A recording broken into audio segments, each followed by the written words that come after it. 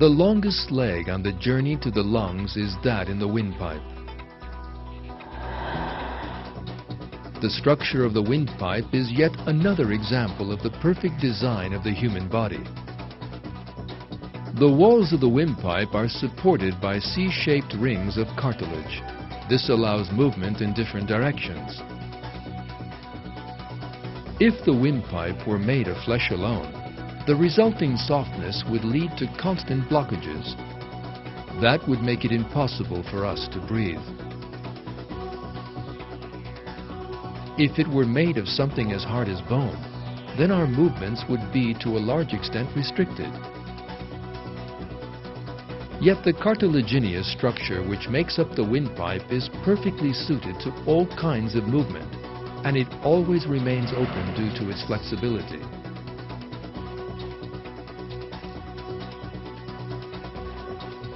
There is another very special design right in the entrance to the windpipe. This design saves our lives every time we have something to eat. How is that?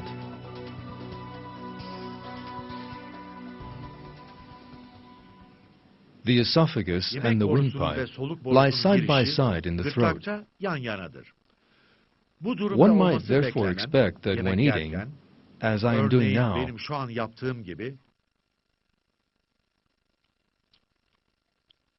the food might get stuck in my windpipe and choke me.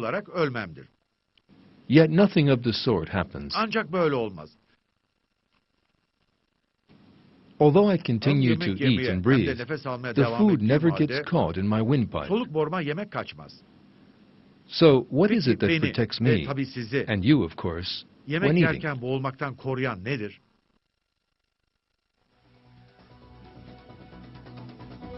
There is a small flap of elastic cartilage called the epiglottis right at the entrance of the windpipe.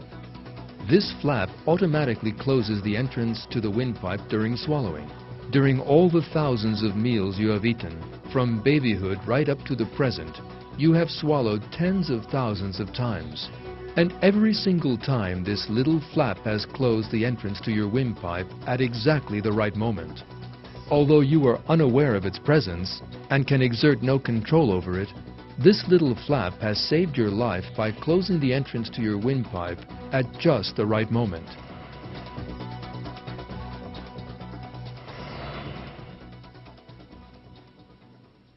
As always, the theory of evolution is quite helpless in the face of this system.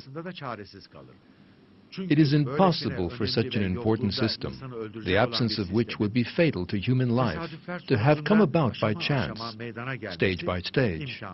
In the absence of that system, a human being would choke the first moment he took a bite to eat. This is yet another proof that God created all the features possessed by human beings.